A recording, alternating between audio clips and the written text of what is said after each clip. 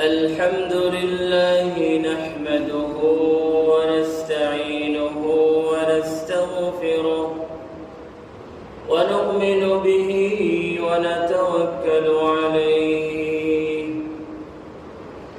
ونعوذ بالله من شرور أنفسنا ومن سيئات أعمالنا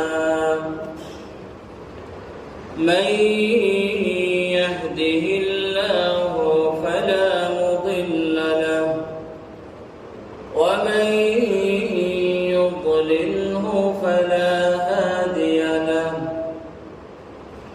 وأشهد أن لا إله إلا الله وحده لا شريك له وأشهد أن سيدنا وحبيبنا وحبيب ربنا وشفيعنا وسندنا ومولانا محمدا عبده ورسوله صلى الله عليه وعلى آله وأصحابه وسلم تسليما كثيرا أرسله الله تعالى بالحق إلى الناس كافة بشيرا ونذيرا وداعيا إلى الله بإذنه وسراجا منيرا أما بعد فأعوذ بالله من الشيطان الرجيم بسم الله الرحمن الرحيم قد أفلح المؤمنون الذين هم في صلاتهم خاشعون والذين هم عن اللغو معرضون والذين هم للزكاة فاعلون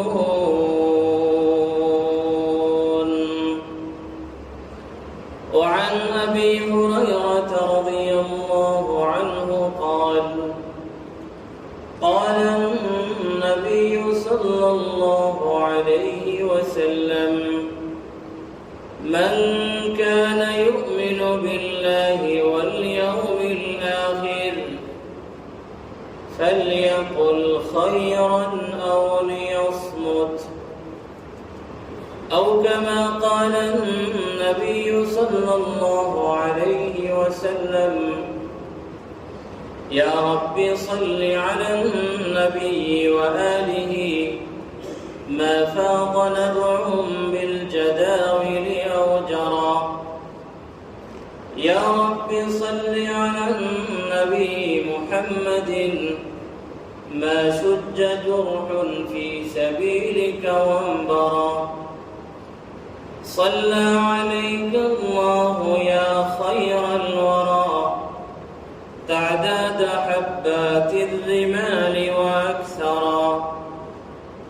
صلى عليك الله ما غيث هما فوق السهول وبالجبال وبالقرى صلوا على المختار أحمد إنه أزكى الأنام وخير من وطئ الثرى بارك الله لي ولكم في القرآن العظيم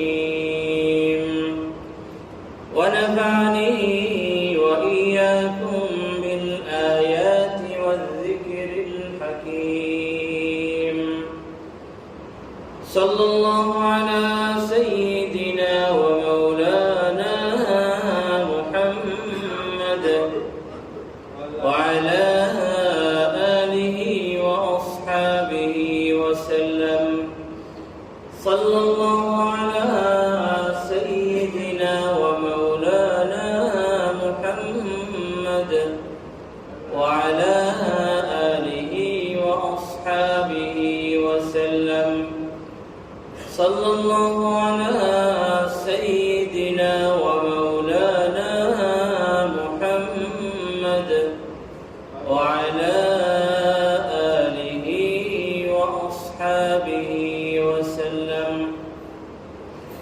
মওলা করিমের আলিশান শাহী দরবারে লাখ করোড় শুকর। তিনি আমাদেরকে আমন ও আমানের সহিত, আমাদেরকে শিক্ষাত তন্দুরুস্তি সুস্থতার সহিত তার পবিত্র ঘর মসজিদে আসার, পবিত্র জুমার দিনে পবিত্র সালাতুল জুমার অপেক্ষায় অপেক্ষমান হয়ে বসার তৌফিক দান করেছেন। সেজন্য আমরা সবাই বলি আলহামদুলিল্লাহ। আল্লাহ সুবহানাহু ওয়া তাআলার ফজল ও করম, তার দয়া মায়ায় আমরা তার মুমিন বান্দা হয়েছি। যদি আল্লাহ সুবহানাহু ওয়া তাআলার আমাদের প্রতি দয়া মায়া না থাকতো, আমাদের প্রতি যদি আল্লাহ সুবহানাহু ওয়া তাআলার ফজল ও করম না থাকতো, তাহলে আমরা এই ঈমান এবং ইসলামের মতো বড় নিয়ামত পাইতাম না। আল্লাহ সুবহানাহু ওয়া তাআলা দান করেছেন, আমরা পেয়েছি। এই যে আমরা মুমিন বান্দা, ঈমানওয়ালা, নিয়ামতে ঈমান, দৌলতে ইসলাম আল্লাহ সুবহানাহু ওয়া তাআলা আমাদেরকে দান করেছেন, এটা অনেক বড় একটা সৌভাগ্যের বিষয়। আবার এটা একজন ব্যক্তির ভিতরে আসার পর তার অনেক দায়িত্ব বেড়ে যায়। যে যত সম্মানী তার দায়িত্ব বেশি হয়, যার যত দায়িত্ব হয় সে সম্মান পায়, যদি আল্লাহ সম্মান দান করে। তো একজন মুমিন শুধু ঈমান এবং ইসলামের দাবি করলেই কিন্তু হবে না। শুধু দাবির মাধ্যমে গরুর গোশত খাইয়া শুধুমাত্র দাবি করেই কিন্তু একজন খাঁটি সত্যিকার অর্থে মুমিন হতে পারে না।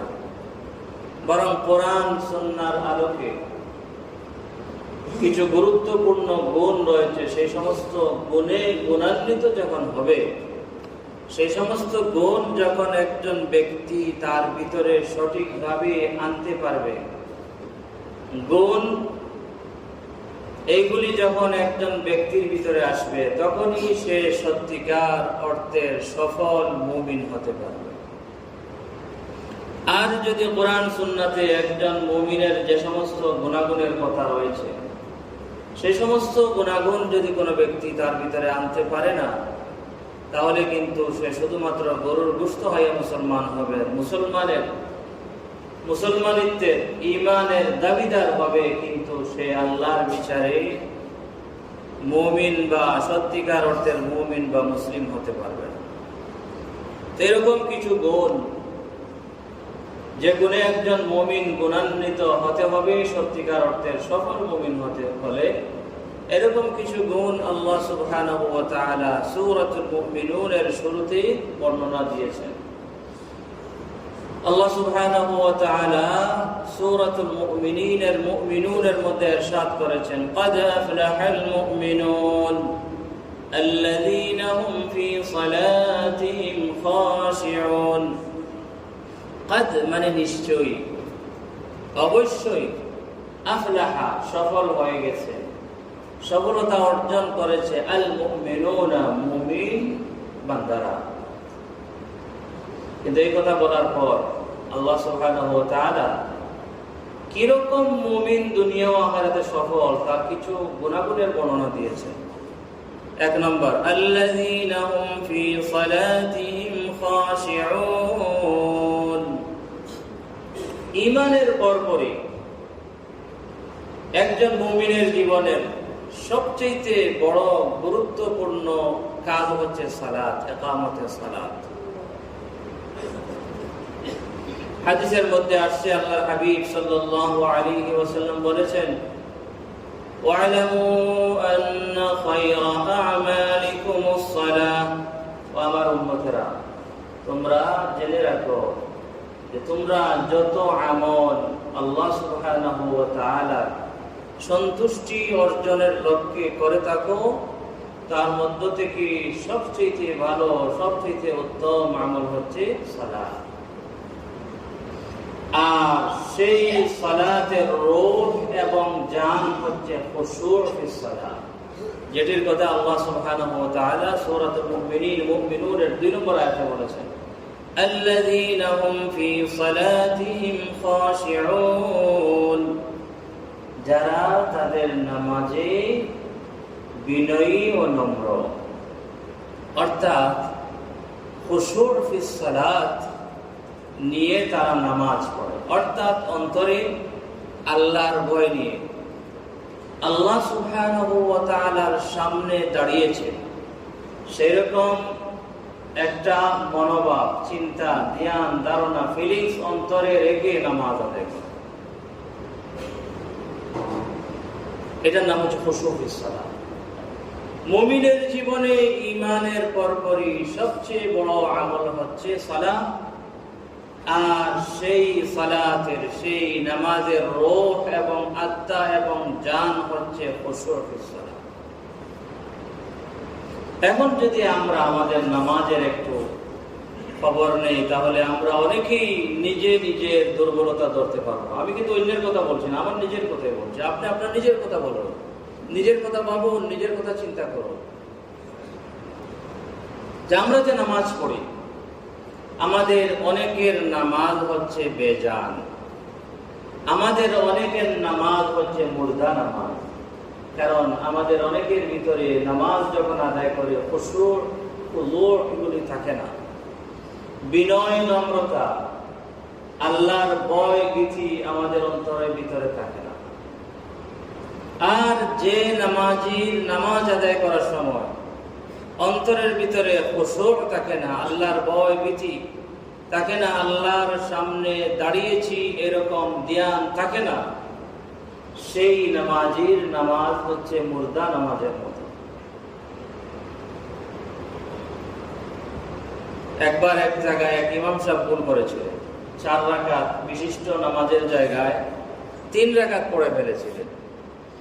তো এই বর্তমান সমাজে আমরা যারা ইমাম আছি, আমাদেরও গাফলতি আছে, আমরা কিন্তু ফেরেশতা নই, আমাদেরও পাপ পঙ্কিলতা আছে। হয়তো মানুষ আমাদেরকে অনেক ভালো মনে করে, কিন্তু আমাদের ভিতরে ভুল ত্রুটি থাকতে পারে, কারণ আমরাও মানুষ। কোনো চিন্তা, কোনো দুশ্চিন্তা, কোনো একটা বিষয় হয়তো নামাজে আমার চলে আসতে পারে, যার কারণে নামাজে ইমাম সাহেব 4 রাকাতের জায়গায় 3 রাকাত পড়ে ফেলেছে। পিছনের মুসল্লি যারা আছে তাদের অবশ্যই ইমামের মতোই, আন্নাসু আলা দীনি মুলুকিহিম, ইমামের মতোই। তারাও অনেকে ধরতে পারে নাই যে ইমাম সাহেব যে 4 রাকাত বিশিষ্ট নামাজের জায়গায় 3 রাকাত পড়েছেন। কিন্তু কারো কারো সন্দেহ হয়েছে, আজকে দিকে অনেক তাড়াতাড়ি নামাজ শেষ হয়ে গেল। নামাজ, আসরের নামাজ শেষ হয় 9-10 মিনিটে, আজকে দিকে 7 মিনিটে শেষ হয়ে গেল। হ্যাঁ, ব্যাপার কি? তো অনেকের ভিতরে সন্দেহ আছে, মনে হয় কিছু একটা হয়েছে। একজন দোকানদার ব্যক্তি দাঁড়িয়ে বলে, আপনাদের সন্দেহ কিসের? আমি তো সুনিশ্চিতভাবে বলতে পারি ইমাম সাহেবের আজকে 1 রাকাত কম হয়েছে। তারা বলল, প্রমাণ দাও। প্রমাণ কি? তখন সে বলল, প্রতিদিন এশার নামাজে আমি ইমাম সাহেবের নামাজ শেষ হওয়ার আগে আমার সারাদিনের হিসাব শেষ করে ফেলি। আজকে ইমাম সাহেবের নামাজ শেষ হয়ে গেছে, কিন্তু আমার হিসাব এখনো শেষ হয় নাই। এটা অকাট্য প্রমাণ যে আজকে ইমাম সাহেবের 1 রাকাত কম হয়েছে। দেখেন আমাদের কি অবস্থা। অনেকেই নামাজে দাঁড়িয়ে ওই ভিসার জন্য অ্যাপ্লাই করেছি, ভিসা লাগতেছে কি না, সোমবারে খবর দিব, কি দিব না দিব। অনেকের এরকম, আরো অনেকের অনেক কিছু। এই যে নামাজে দাঁড়িয়ে আল্লাহর ভয়, ভীতি অন্তরে না রাখিয়া আল্লাহর সামনে দাঁড়িয়েছি, আল্লাহর সাথে কথোপকথন, আল্লাহর সাথে কানাকানি করার জন্য, এই কথার যদি ফিলিংস যদি একজন নামাজের ভিতরে না থাকে, তাহলে বলা যায় যে সেই নামাজের খুশুর ফিস সালাত নাই। আর খুশুর ফিস সালাত যদি কোনো ব্যক্তির নামাজে না থাকে, তার নামাজটি হবে অসার, সারহীন নামাজ। যে বাদাম আছে না, বাদাম, আপনারা তো জোয়ান, বুড়া, বাচ্চা সবাই তো বাদাম খায়। তো যদি কোনো বাদাম মরার কাছ থেকে যদি কেউ বাদাম কিনে ভিতরে বেশি নেয়, কেমন হবে? তো ভাই রে ভাই, আজকে তো জীবনের টক খাইছে। বাদাম কিনছো, বাদামের ভিতরে কি নেয়? বেশি নেয়। এখানে যদি কেউ বাদাম বিক্রি করে, আর যদি বলে আমার বাদামের ভিতরে কোনো বেশি নাই, যে আমার নেন সস্তা দামে দিয়ে দিব, কে নিবেন? কেউ নিবেন না। বলবেন তোর ময়লা ফেলানোর জন্য কি আমরা টাকা দিয়ে নিব? এমনিও নেব না, তোরগুলা ডাস্টবিনে ফেলা, ড্রেইনে ফেলার মতো যে সেখানে ফেলে দে। আমাদের অনেক আমল কিন্তু ওই রকম আমল করে ঠিকই, কিন্তু ভিতরে সার নাই, যার কারণে কিন্তু আমলের প্রভাব আমাদের বাস্তব জীবনে পড়তেছে না। আল্লাহ সুবহানাহু ওয়া তাআলা আমাদেরকে সৃষ্টি করেছেন, আমাদের কোন পথে হাঁটলে কিরকম কাজ করলে আমাদের জীবন সুন্দর হবে আমাদের চাইতে হাজারো গুণ বেশি তিনি জানেন। আল্লাহ সুবহানাহু ওয়া তাআলা নামাজ সম্পর্কে বলতে গিয়ে বলেছেন, ইন্নাস সালাতা তানহা আনিল ফাহশাই ওয়াল মুনকার। এর শর্টকাট তরজমা বা বাবার্থ হচ্ছে, নিশ্চয়ই নামাজ নামাজি ব্যক্তির জীবনকে সুন্দর করে দেয়। নামাজ নামাজি ব্যক্তির জীবনকে সুন্দর করে। কিন্তু আমি আজকে 20 বছর থেকে নামাজ পড়ছি, কিন্তু আমার জীবন সুন্দর হচ্ছে না। তার কারণ কি? আমার নামাজের হিসাব নেওয়ার দরকার। ঔষধ তো খাচ্ছি, রোগ সারতেছে না। কারণ কি? সম্ভবত কোনো ডুপ্লিকেট কোনো কোম্পানির ঔষধ মনে হয়, অরিজিনাল ঔষধ পড়ে নাই। যার কারণে ডাক্তার বলেছে 1 সপ্তাহ ওই ঔষধ খেলে আপনার রোগ সেরে যাবে। আমি তো 1 সপ্তাহ কোনো অনেক পাবন্দির সাথে কোনো সময় মিস হয় নাই, কোনো নিয়ম মিস হয় নাই, সঠিকভাবেই আমি খেয়েছি, গ্রহণ করেছি, রোগ সারলো না কেন? ফার্মেসিতে নিয়ে ওই পাতাটা দেখাইছে, ভাই এই যে ডাক্তার সাহেব এটা করে দিয়েছিলেন, বলছিলেন যে 1 সপ্তাহ ওই ঔষধ গ্রহণ করলে আপনার রোগ সেরে যাবে, কিন্তু ভাই আমার তো রোগ সারলো না, ব্যাপার কি? তো অভিজ্ঞ এবং মুখলিস